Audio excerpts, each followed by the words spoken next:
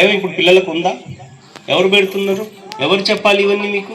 మీరు ఏదైతే మీరు ఫేస్ చేసినారో, మీరు ఎంత జాగ్రత్తగా పెరిగి పెద్దగా అయినరో అంతే జాగ్రత్తగా పిల్లలు ఉండాలని కోరుకోండి. అంతేగాని బ్లాక్ మెయిల్ చేస్తే మాత్రం ఎట్టి పరిస్థితులు మీరు ఎంకరేజ్ చేయకండి. నేను ఈ పువ్వును కొనిపోతే చచ్చిపోతా, లేకపోతే నాకు ఇది ఇప్పికపోతే, ఏమీ కాదు. భయం పెట్టండి, బరాబర్ భయం పెట్టండి. భయం ఉండాలి పిల్లలకు. సో అలా మీరు భయం పెట్టకపోతే ఈరోజు జరిగే అవమానం నెక్స్ట్ కొద్ది రోజులు ఖచ్చితంగా జరుగుతుంది. అది కాకుండా ఇంకోటి ఏంటంటే, ఇప్పుడు ఎగ్జామ్స్ అయిపోతాయి, హాలిడేస్ వస్తాయి, పిల్లలకు మైండ్ సెట్ అనేది. ఇంకోటి ఏంటంటే, పిల్లల్ని ఎప్పుడు ఖాళీగా ఉంచకండి, ప్రతిదీ కూడా క్వశ్చన్ చేస్తుండండి. క్వశ్చన్ చేస్తే ఏమవుతుందంటే, అరే మా అమ్మ అడుగుతుంది, మా నాన్న అడుగుతాడు అన్న భయంతో పిల్లలు కొత్తది నేర్చుకోవడానికి ట్రై చేస్తారు. ఈరోజు ఏం నేర్చుకున్నావు అని నువ్వు అడుగుతావు అన్న భయంతో వాడు ఆ రోజు మొత్తం పని చేస్తాడు, ఏదో చదువుకుంటాడు, ఏదో నేర్చుకుంటాడు. నువ్వు అడిగేటోడు లేడనుకో, ఏమైతే తెలుసా, నన్ను ఎవ్వరు అడిగేటోడు లేడు, నేను చేసిందే వేదం, నేను మాట్లాడిందే సిద్ధాంతం అంటాడు. అర్థమవుతుందా? ఖచ్చితంగా ప్రతి ఒక్క తల్లిదండ్రి, ప్రతి ఒక్క మామ అత్త, ప్రతి ఒక్క పిన్ని బాబాయ్, ప్రతి ఒక్క తాత అవ్వ ఖచ్చితంగా పిల్లలతో కూర్చొని ప్రేమగా మాట్లాడండి. బెదిరించినట్టు కాకుండా ప్రేమతో మాట్లాడండి. వాడు బైక్ తీసుకొని పోతే వాడు ఎన్నింటికి ఇంటికి వస్తున్నాడు, ఆ టైంలో ఎక్కడ తిరిగిండు, ఎవరితో తిరిగిండు, ఏం చేసిండు, గాంజా తాగుతుండా, సిగరెట్ తాగుతుండా, పైసలు ఎక్కడికి వెళ్ళి వస్తున్నాయి, ఎక్కడికి తీసుకొని ఇంటికి తీసుకుపోయి దేనికోసం ఖర్చు పెడుతున్నాడు, ఇవన్నీ మీరు ఖచ్చితంగా మీకు మీ పిల్లల పట్ల ఖచ్చితంగా అవగాహన ఉండాలి. అలా లేకపోతే మనం ఏం పోతాం, మనం అవమానానికి గురవుతాం. ఫస్ట్ ఏం చెప్పినా డబ్బు, తర్వాత అవమానం, మూడోది ప్రాణం. ప్రాణము ఎక్కడ ఎక్కువ పోతున్నాయంటే అనారోగ్యం కారణం కన్నా ఇంకొక వేరే కారణాల కన్నా యాక్సిడెంట్లు ప్రాణాలు ఎక్కువ పోతున్నాయి. ఏమిట్లో? యాక్సిడెంట్లు. ఫస్ట్ ధనం అయిపోయింది, మానవం అయిపోయింది, ఇప్పుడు ప్రాణానికి వచ్చినాం. ఒక కుటుంబము, ఒక పెద్ద మనిషి ఒక యాక్సిడెంట్లో చనిపోతే వాళ్ళ పిల్లలు, వాళ్ళ భార్య, వాళ్ళ తల్లిదండ్రులు, వీళ్ళ పరిస్థితి ఏంటి ఒక్కసారి ఆలోచన చేయండి. ఏ ఒక్కరు కూడా రోడ్ సేఫ్టీ ఫాలో కావట్లేదు. ఇప్పుడు మనకు మెయిన్ రోడ్డు మీద నేను వచ్చినాకనే 2 యాక్సిడెంట్లు, 2 చనిపోయారు మీ ఊరి వాళ్ళే. కావున ఒక ఆయన గౌడ్, ఒక ఆయన చనిపోయిండు, ఒక ఆయన ఎస్సీ అయిన ఒక ఆయన చనిపోయిండు. హలో, అవునా? సో అది కొంత ఏజ్డ్ కాబట్టి, కొంత ఎంగేజ్ వాళ్ళు లేడీస్ వాళ్ళు చనిపోతే వాళ్ళ పిల్లల్ని ఎవరు చూడాలి? సరే చూస్తారు, 1 నెల 2 నెలల పాటు, అరే మా పిన్ని చనిపోయిందనో, మా అక్క చనిపోయిందనో, మీ చెల్లో ఇంకొక ఎవరో చూస్తారు. తర్వాత వాళ్ళ పిల్లలే వాళ్ళకి బలం అవుతారు కదా. సో బైక్ మీద వెళ్ళేటప్పుడు కానీ, రోడ్డు మీద నడిచేటప్పుడు కానీ ఖచ్చితంగా రోడ్ సేఫ్టీ హెల్మెట్ అయితే పక్కా పెట్టుకోండి. హెల్మెట్ అనేది మీ ప్రాణాన్ని ఖచ్చితంగా రక్షిస్తుంది. ఇవాళ రేపు మనం అనుకుంటాం 90 సంవత్సరాలు 100 సంవత్సరాల పెద్ద మనుషులు ఇంట్లో ఉన్నారంటే ఆయన ఏం చేస్తాడు అనుకో, కానీ ఆడ ఫోటో ఉంటే చాలు 100 పనులు నడిచిపోతాయి. ఆయన ఏం చేయడు, జస్ట్ నిలబడతాడు, కూర్చుంటే చాలు. ఆ కటౌట్ 100 సంవత్సరాలు 90 సంవత్సరాల వ్యక్తిని చూసి, అరే మా నాన్న ఉన్నాడు, మా తాత ఉన్నాడు, ఆ భయంతో మా నాన్న గమనిస్తున్నాడు, మా తాత గమనిస్తున్నాడు, ఆ భయానికి సగం పనులు నడిచిపోతాయి. అవునా కదా? సో అలాంటి వ్యక్తులు, మీ 90 సంవత్సరాలు ఏం చేతగాని వ్యక్తి, ఏమి పని చేయలేని వ్యక్తి చూసే అంత పని నడుస్తుందంటే, ఒక యంగ్ 30, 40, 50 ఇయర్స్ వ్యక్తి రోడ్ యాక్సిడెంట్ లో ప్రమాదానికి గురై చనిపోవడం కానీ, లేకుండా వికలాంగుడు కావడం కానీ జరిగితే ఎంత ఇబ్బంది ఉంటుంది. కొంతమంది పుట్టుకతో వికలాంగులుగా పుడతాం. సో అది దేవుడు మన పట్ల చూసిన చిన్న చూపు. కానీ యాక్సిడెంట్లో మనం గాయపడ్డామంటే అది మనం చేసుకునే తప్పే. ఖచ్చితంగా చెప్తున్నా, ఖచ్చితంగా 1000 రూపాయలు పెడితే మంచి హెల్మెట్ వస్తుంది. ఇంకోటి ఏంటంటే, హెల్మెట్ పెట్టుకోవడం వల్ల హెయిర్ కూడా మంచిగా నీట్గా ఉంటుంది మొత్తం. లేకపోతే అంత డస్ట్ బట్టి ఈ బట్టతల రావడం ఇవన్నీ కూడా ఇవి ఉంటుంది అన్నట్టు. ఖచ్చితంగా హెల్మెట్ కానీ, తర్వాత ఈ రోడ్డు మీద నడిచేటప్పుడు జాగ్రత్తగా చేసుకోండి.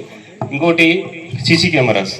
సర్పంచ్ గారు కూడా నాకు మాట ఇచ్చారు, ఆల్రెడీ మన ఊళ్ళో కెమెరాస్ ఉన్నాయి, కానీ టెక్నికల్ ప్రాబ్లం వల్ల అన్నీ మళ్ళీ ఇదైపోయినాయి. దాన్ని కూడా తొందరలోనే రిపేర్ చేపిస్తాము.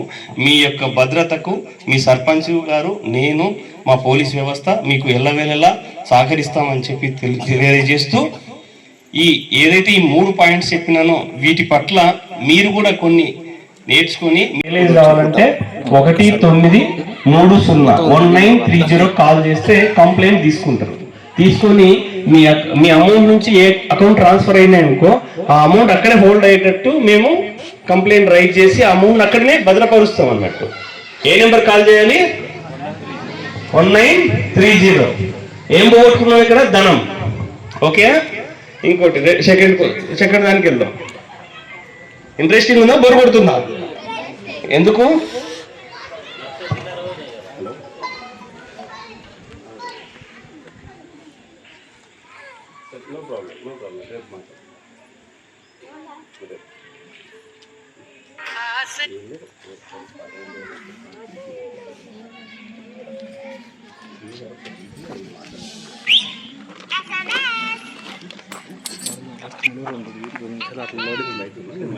హలో అత్తమ్మ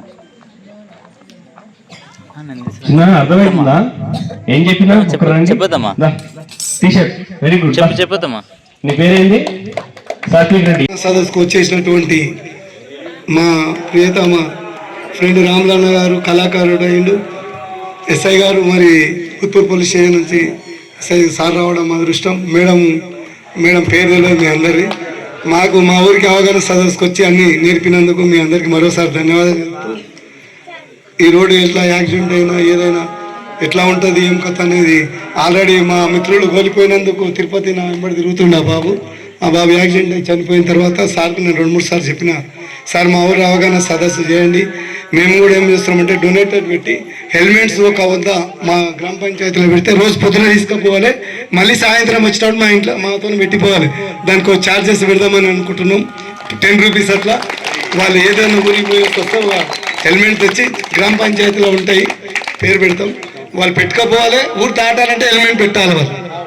అది కూడా మేము చేస్తున్నాం సార్. వేరే ఊళ్ళో ఇక్కడ మన దుబ్బాకలోనే ఇక్కడ ఉంది, అలా మేము కూడా వెళ్ళి చూసినాం. అట్లా మన ఊళ్ళో కూడా ఎవరైనా ఊళ్ళోకి వెళ్ళాలంటే హెల్మెట్ పెట్టుకొని పోవాలి, ఎందుకంటే వాళ్ళ ప్రాణాలు పోతే తిరిగి రావు. నాకు కూడా కొద్దిగా ఒక పాట వచ్చు. ఒకరా ఇతరా ఎందరో ఈ రోడ్డు మీద ప్రాణాలు వదులుతున్నారు, ఈ రోడ్డు మీద ప్రాణాలు వదులుతున్నారు. కాలే కడుపుల కోసం మండ గంజి కోసం వలసపోయిన వాళ్ళు కొందరు, తీర్థయాత్రలు కానీ తిరునాళ్ళ కానీ తిరిగి రాని వాళ్ళు కొందరు.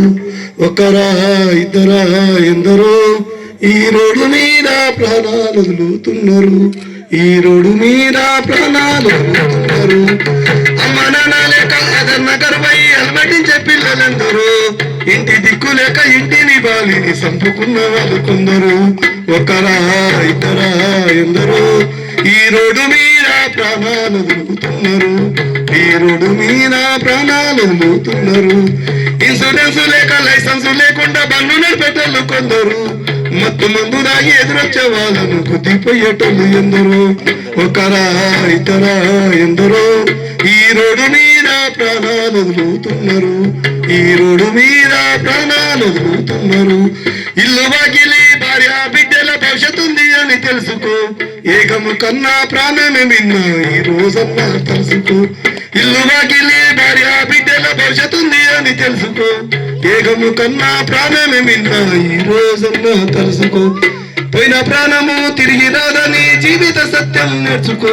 ఒకరా ఇతరా ఎందరో ఈ రోడ్డు మీద ప్రాణాలు వదులుతున్నారు, ఈ రోడ్డు మీద ప్రాణాలు వదులుతున్నారు. ఇన్సూరెన్స్ లేక లైసెన్స్ లేకుండా బండ్లు పెట్టాలి కొందరు, మత్తు మందు రాగి ఎదురొచ్చే వాళ్ళను కుట్టిపోయేటోళ్ళు ఎందరో. ఒకరా ఇతరా ఎందరో ఈ రోడ్డు మీద ప్రాణాలు వదులుతున్నారు, ఈ రోడ్డు మీద ప్రాణాలు వదులుతున్నారు. Sir thank you sir. Thank you sarpanch sahab. మీ సర్పంచ్ గారిలో ఇంత కళ ఉందని నేను ఫస్ట్ టైం చూసిన. ఎంత మీనింగ్ఫుల్ సాంగ్ అంటే ఎక్సలెంట్. ఎక్కడ నేర్చుకున్నారు? ఎక్కడ వాడినారు? మీ సర్పంచ్లో ఇంత మంచి కళ ఉంది చూడండి. ఓకే, అందులోని ఈ మధ్య డాక్టరేట్ కూడా తీసుకున్నాడు తమిళనాడు చెన్నై యూనివర్సిటీ నుంచి.